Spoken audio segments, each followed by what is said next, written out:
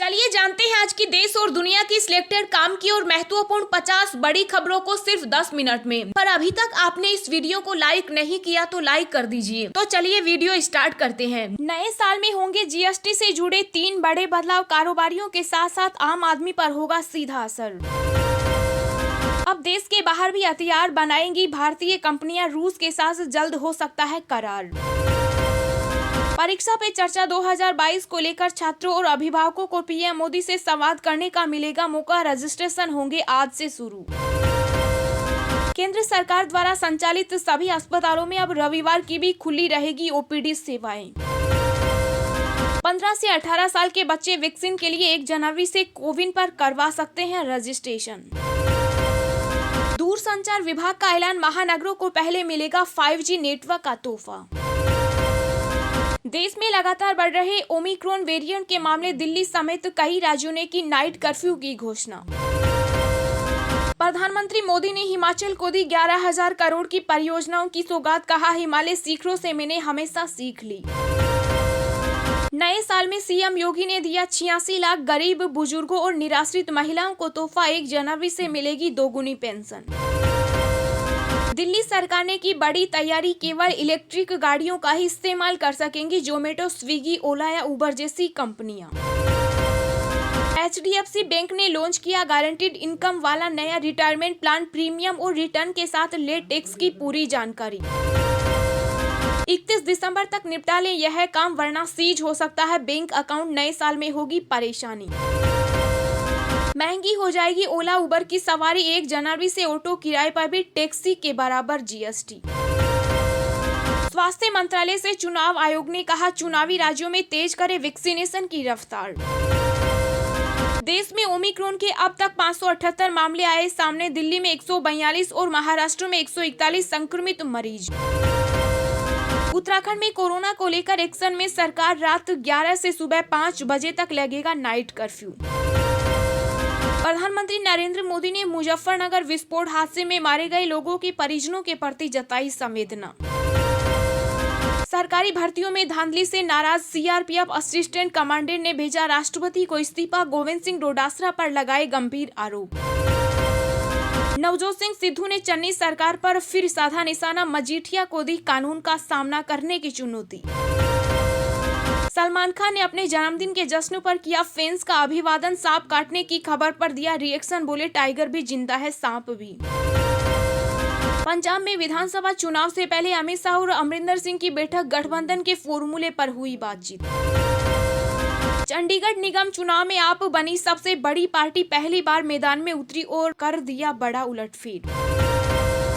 UP सरकार ने मंत्री ने ओवैसी पर कसा तंज। कहा, योगी के दोबारा सत्ता में आने पर जनेऊ पहनाना शुरू कर देंगे। संत कालीचरण महाराज के खिलाफ दर्ज हुई एफआईआर। धर्म संसद में महात्मा गांधी पर दिया था विवादित बयान। राजस्थान की सियासी उठापटक पर कुमार विश्वास ने कसा तंज। बोले, एक साथ 5 एमएलए बाथरूम चले जाए तो गहलोत को बाहर कुर्सी लगानी पड़ती है। चंडीगढ़ नगर निगम चुनाव में आपने भाजपा को दिया बड़ा झटका। मेयर रविकांत शर्मा 828 वोटों से हारे। कांग्रेस की पाठशाला में बोले गहलोत, राज्य सरकार के विरुद्ध नहीं है सत्ता विरोधी लहर। साल के आखिरी कारोबारी हफ्ते में बाजार की कमजोर शुरुआती। सेंसेक्स 400 अंक से अधिक गिरा। निफ्टी भी 16,900 से नीचे। चुनाव आयोग ने एनसीबी डायरेक्टर समेत वरिष्ठ अधिकारियों संघ की बैठक। 5 चुनावी राज्यों में ड्रग्स के रोकथाम को लेकर हुई चर्चा।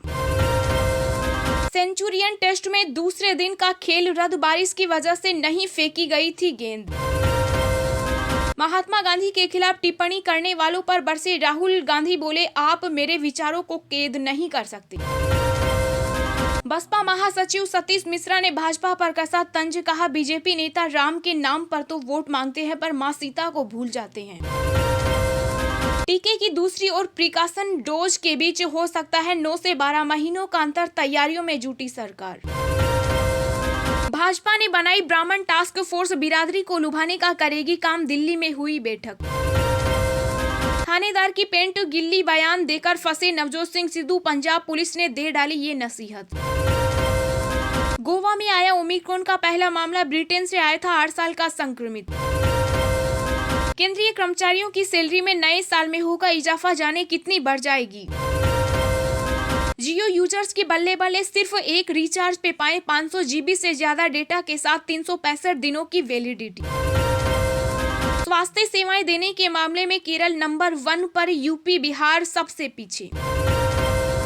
क्रिसमस वीकेंड पर धीमी पड़ी रणवीर सिंह की 83 की रफ्तार, 3 दिन में किया केवल बॉक्स ऑफिस पर 46 करोड़ का कलेक्शन। जी हाँ दोस्तों, और भी बहुत बड़ी काम की खबरें निकल कर आ रही है, इसलिए वीडियो को लास्ट तक जरूर देखना।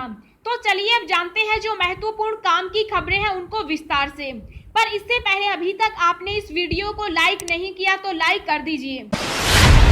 नए साल में होंगे जीएसटी से जुड़े ये 3 बड़े बदलाव, कारोबारियों के साथ साथ आम आदमी पर होगा सीधा असर। जी हाँ, सरकार ने 1 जनवरी 2022 से गुड्स एवं सर्विस टैक्स यानी जीएसटी में कारोबारियों के नियमों में 3 अहम बदलाव करने जा रही है। ये नियम जीएसटी चोरी या धांधली को रोकने के लिए यानी पारदर्शिता बढ़ाने के लिए लाए गए हैं। इससे कारोबारियों की मुश्किल और बढ़ सकती है। आपको बता दें कि नए साल 3 अहम बदलाव क्या हो रहे हैं। पहला अहम बदलाव यह है कि जनवरी से किसी भी कारोबार के प्रतिष्ठान पर जीएसटी अधिकारी बिना किसी पूर्व नोटिस के टैक्स रिकवरी के लिए पहुंच सकते हैं। एक नया बदलाव यह हो रहा है कि रिफंड क्लेम करने के लिए आधार कार्ड को अनिवार्य कर दिया गया। तीसरा बदलाव यह है कि इनपुट टैक्स क्रेडिट के लिए 100% इनवॉइस मैचिंग अनिवार्य कर दी गई। हालांकि कई जानकार यह भी कहते हैं कि इस सिस्टम का फायदा यह है कि धीरे धीरे पूरा सिस्टम आईडी आधारित हो जाएगा, जिससे आगे चलकर जीएसटी रिटर्न दाखिल करने की प्रक्रिया आसानी होगी।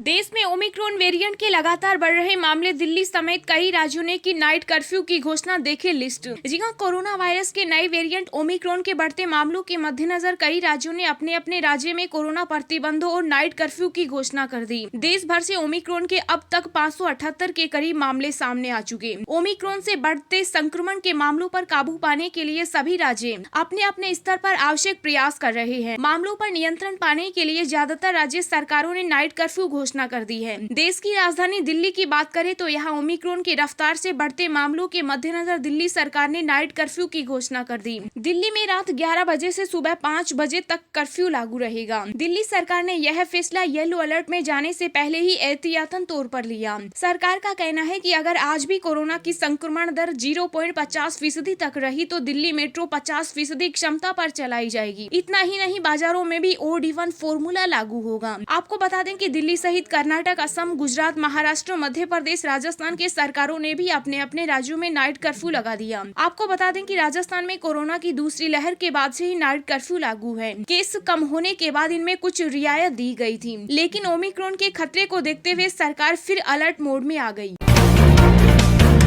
नए साल में सीएम योगी ने दिया 86 लाख गरीब बुजुर्गों और निराश्रित महिलाओं को तोहफा, 1 जनवरी से मिलेगी दोगुनी पेंशन। जी हां, उत्तर प्रदेश के 86 लाख गरीब बुजुर्गों और निराश्रित महिलाओं को 1 जनवरी से दोगुनी यानी 1000 रुपए प्रति माह पेंशन मिलेगी। वहीं 11 लाख दिव्यांगों को 1 दिसंबर से ही इस सुविधा का लाभ मिलेगा। आपको बता दें कि अभी 56 लाख बुजुर्गों को इसका लाभ मिल रहा है। वहीं महिला कल्याण विभाग की प्रमुख सचिव की ओर से जारी शासनादेश में बताया गया है कि 20 लाख निराश्रित महिलाओं को पेंशन देने के लिए 425.25 करोड़ रुपए अतिरिक्त राशि की जरूरत होगी। इसकी व्यवस्था पुनर्निवियोग से की जाएगी। अपर मुख्य सचिव दिव्यांग कल्याण हेमंत राव ने भी इसका आदेश जारी कर दिया। बता दें कि राज्य सरकार ने कर्मचारियों को चुनाव से पहले बड़ा तोहफा देते हुए डीए को 28% से बढ़ाकर 31% कर दिया। इसका फायदा जुलाई 2021 से मिलेगा। वित्त विभाग ने राज्य कर्मियों का डीए 28 से बढ़ाकर 31% करने का प्रस्ताव बीते सप्ताह मुख्यमंत्री योगी आदित्यनाथ के पास अनुमोदन के लिए भेजा, जिसे मंजूरी दे दी गई। अब जुलाई से नवंबर तक का डीए कर्मचारियों के जीपीएफ में जमा कराया जाएगा, जबकि दिसंबर के डीए का नगद भुगतान वेतन के साथ 1 जनवरी को किया जाएगा। दिन भर की ताजा खबरें सबसे पहले पाने के लिए चैनल को सब्सक्राइब करें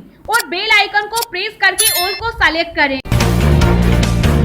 प्रधानमंत्री मोदी ने हिमाचल को 11,000 करोड़ की परियोजनाओं की दी सौगात, कहा हिमालय सीखरों से मैंने हमेशा सीख ली। जी हां, प्रधानमंत्री नरेंद्र मोदी हिमाचल प्रदेश के पूर्ण राज्यत्व के स्वर्ण जयंती वर्ष और वर्तमान प्रदेश सरकार के कार्यालय के 4 वर्ष पूर्ण होने के अवसर पर मंडी पहुंचे। पीएम मोदी ने यहां 11,000 करोड़ रुपए की परियोजनाओं का उद्घाटन और शिलान्यास किया। प्रधानमंत्री नरेंद्र मोदी का हेलीकॉप्टर करीब 11:30 बजे कांगनी धार हेलीपैड पर उतरा। मुख्यमंत्री जयराम ठाकुर ने पीएम मोदी का स्वागत किया। प्रधानमंत्री नरेंद्र मोदी ने मंडी पहुंचने के बाद प्रदर्शनी का अवलोकन किया। पीएम मोदी ने इन्वेस्टर्स मीट की दूसरी ग्राउंड ब्रेकिंग सेरेमनी का शुभारंभ किया। वहीं केंद्रीय मंत्री अनुराग ठाकुर ने इस मौके पर जनता को संबोधित करते हुए कहा कि पीएम मोदी ने बिन मांगे प्रदेश को बहुत कुछ दिया है। मेडिकल कॉलेज से लेकर IIM और केंद्रीय विद्यालय देने के लिए पीएम मोदी का आभार जताया। ठाकुर ने कहा कि मंडी की छोटी काशी कहा जाता है क्योंकि यहाँ 300 से अधिक प्राचीन मंदिर हैं। हम भी यूपी की काशी की तर्ज पर मंडी को विकसित करने की कोशिश कर रहे हैं।